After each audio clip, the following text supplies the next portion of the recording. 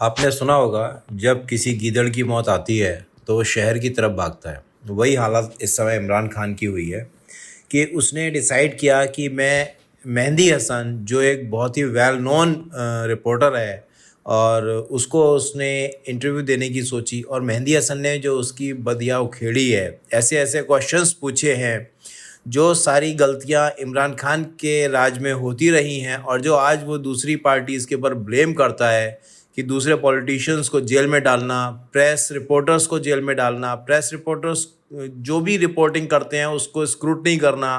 और उसने इतना परेशान करके रख दिया था, हर समय मुस्लिम उम्मा की बात करना, धर्म की बात करना, और दूसरे पॉलिटिशियंस को इतनी बुरी तरह से क्रिटिसाइज़ करना। आज जब वो सारा कुछ उसके ऊपर हो रहा है तो उसको लग रहा है कि वो सही है और बाकी सब गलत है। और इस इंटरव्यू में जो मेहंदी हसन ने उससे क्वेश्चंस किए हैं, उसका जो उसने जवाब दिया है, हर क्वेश्चन में उसके मुंह पर एक ऐसा जूता पड़ा है जिसका मेरे ख्याल से इमरान खान को सदियों तक याद रहेगा। चलिए इसका एनालिसिस करते हैं और जो पाकिस्तानी मीडिया है वहाँ पर क्या डिस्कशन है वो सुनते हैं। हसन ने किया है इमरान खान का इंटरव्यू, और ऐसा शानदार इंटरव्यू है ये, ऐसा कमाल का इंटरव्यू मैंने इससे पहले नहीं देखा, जिसमें आप न्यूट्रलिटी भी बरकरार रखें और पहले सेंटेंस से लेकर आखिरी लफ्ज़ तक अपने मेहमान को अपने क्रिटिसिज्म से ऐसा बुलडोज करें कि हर सवाल में एक तनकीद छुपी हुई हो। गीदड़ की मौत आती है तो वो शहर का रुख करता है। इसी तरह से खान साहब की साबका हैंडसम की रियासत नाम नहाद मदीना के साबिक वाली की मौत आई थी। उनकी शामत अमाल ने उनको दावत दी थी, तो उन्होंने एक हकीकी सहाफ़ी का रुख कर लिया। हालांकि इनका तजुर्बा हैंडसम का तो सिर्फ इमरानडू सहाफ़ियों को झेलने का है। इनको कभी हकीकी सहाफ़ी तो देखने के लिए मिला ही नहीं, ना ही ये कभी उनको लिफ्ट भी कराते हैं। लेकिन न जाने क्यों इनका दिमाग खराब हुआ था। इन्होंने मेहदी हसन नामी ग्रामी एंकर, इंतहाई चर्ब जुबान, इंतहाई ज़हीन व फित्तीन, इन्होंने मेहदी हसन को न जाने क्या सोच करके टाइम दे दिया, और उसके बाद जो धमा चौकड़ी मची है। बेहतर था भाई, इतनी बेइज्जती नेशनल सतह पे तो आपकी मैं भी कर ही देता। इंटरनेशनली आपने रसवाई का ये जो सामान किया, अब हम उसका इंशाअल्लाह ताला जायजा लेंगे। छठी का दूध खान साहब को याद दिला दिया है मेहदी हसन नामी इस एंकर ने। इस ज़हीन फित्तीन एंकर ने इमरान खान को वो बाउंसर्स मारे हैं कि इमरान खान का हेलमेट चकना चूर हो गया। मेहदी हसन ने पूछा कि जब आप हुकूमत में थे तो आपने भी अपोजिशन और सहाफियों को गिरफ्तार करवाया, अब आप खुद गिरफ्तारियों की शिकायत कर रहे हैं। इस पर खान साहब ने फरमाया, आप मेरे दौर का मवाजना सूरत हाल से नहीं कर सकते। आप बताइए मैंने कौन सा चैनल बंद किया? इस दौर में 4 सहाफी मुल्क छोड़ गए, 5वें सहाफी अरशद शरीफ का कत्ल होता रहा। मैं आपको बताता हूं मेहदी हसन से पहले कि आपने कौन सा चैनल बंद कराया। अब तक न्यूज, जिस पर मैं मुलाजिम था, जिसने 100 कितने दिन आपका धरना था, जिसने अपनी सारी डीएसएनजी, 2 डीएसएनजी कम से कम आपकी एक्सरसाइज और आपके वो मुजरे के लिए जो आप वहां इस्लामाबाद में करवाते थे कौमी यूथ का, उसकी कवरेज के लिए वहां रखा। और ये अब तक के जो मैनेजमेंट है, मैं उससे सुन करके आपको बता रहा हूं, जिस वक्त मैं उनके सामने बैठा हुआ था मैनेजिंग डायरेक्टर के, तो उन्होंने ये शिकवा किया कि यार ये आदमी इस किस्म का, ये उस वक्त की बात है जब मैं उनके पास मुलाजिम था, कि इस किस्म का ये आदमी है कि हमने अपनी डीएसएनजी हम वक्फ करके रखी हैं और इसने मौका मिलते ही जो है वो हमें डस लिया। मैं उस जमाने में पिछले इमरानडू चैनल में था, वहां चूंकि मेरी राव रस्म, मेरे ताल्लुकात बहुत अच्छे नौयत के थे, तो मैं कभी कभार चाय पीने के लिए या मुख्तलिफ मामला तो गुफ्तगू के लिए चला जाया करता था।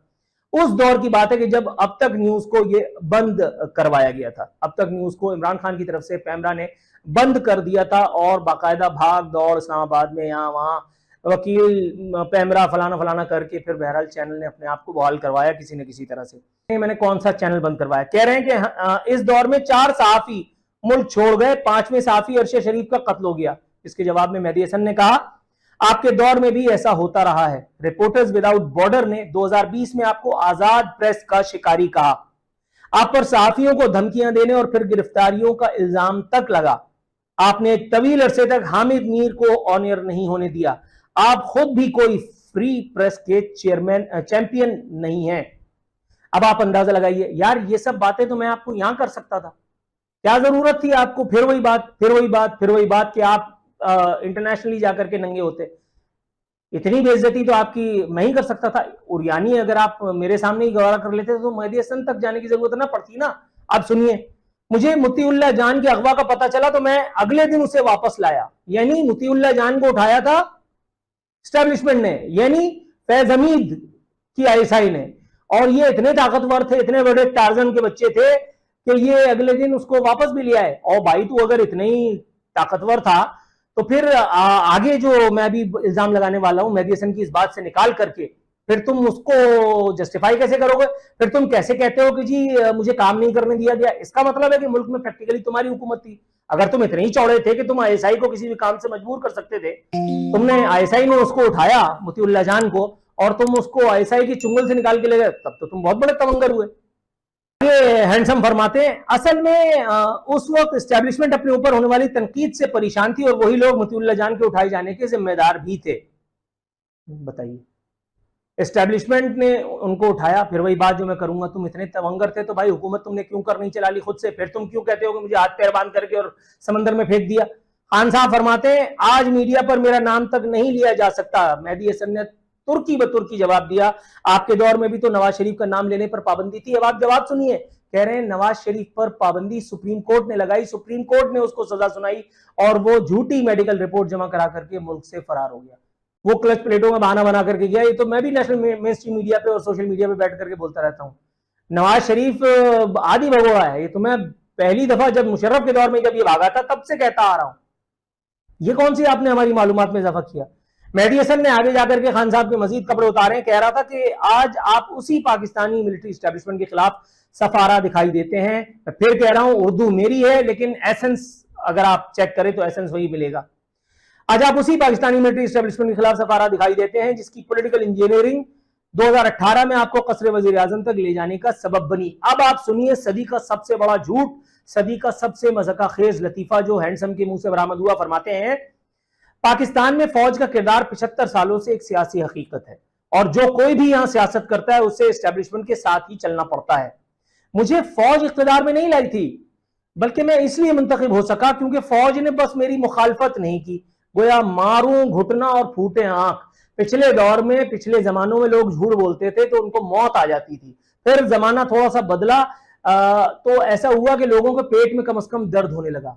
ये वो कलयुग है बकौल हिंदुओं के, हिंदी में जिसको कहते हैं कि यहाँ इमरान खान को कुछ भी नहीं हो रहा। झूठ, फौज ने सिर्फ तुम्हारी मुखालफत नहीं की इसलिए तुम वजीर आजम बने, झूठ बोलते हो। दुनिया गवाह है, बच्चा बच्चा इस मुल्क का जानता है, यूथ या बड़े से बड़ा उसको कुरान पे हाथ रखवा दो तो वो बताएगा कि फौज ने, फैज हमीद ने, क्या नाम उसका यार, बाजवे ने, इन्होंने तुम्हारी हुकूमत बनाई और इन्होंने ही तुम्हारी हुकूमत चलाई इतने तवील अरसे तक। तुम खुद बैठ करके, तुम्हारे अपने चमचे बैठ करके ये कह चुके हैं कि असेंबली का इजलास तक, पार्लियामेंट के इजलास तक में कोरम तक पूरा कराने के लिए फैज हमीद और आईएसआई और बाजवा और आर्मी एस्टेब्लिशमेंट, मिलिट्री एस्टेब्लिशमेंट तुम्हारे साथ जो है वो मदद किया करती थी।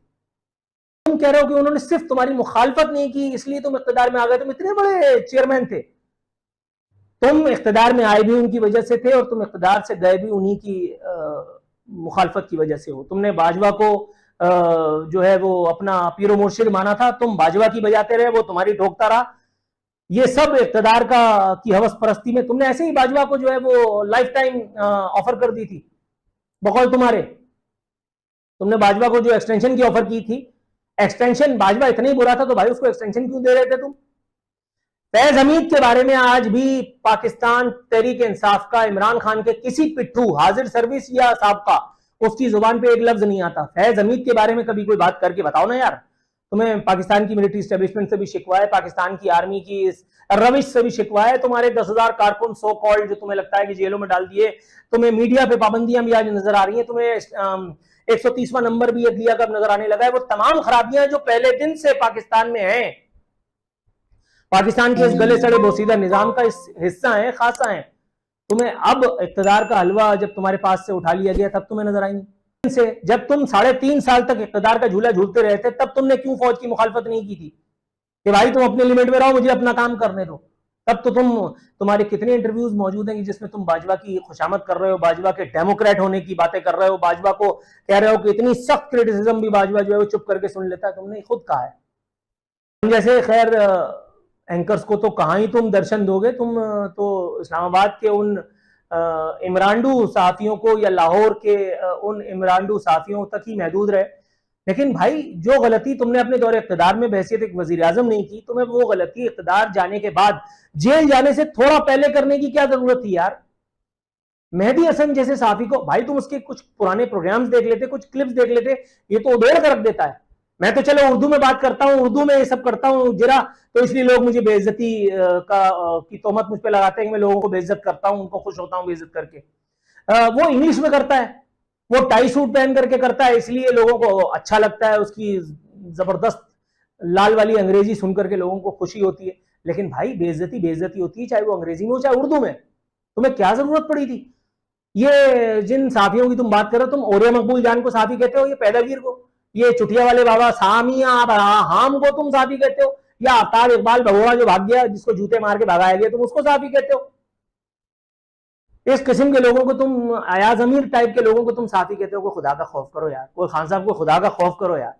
मैं अगेन एक मरतबा फिर आपसे कहूंगा भाई, अगर बेइज्जती लोकली हो जाती तो ज्यादा बेहतर था, बनिस्बत इसके कि आपने अपने साथ साथ अपनी पूरी जो नन्ही मुन्नी सी पार्टी अब रह गई है उसको भी, और फिर पाकिस्तान और पाकिस्तान की सियासी जमातों को, दीगर को अपने ऊपर हंसने का मौका दिया।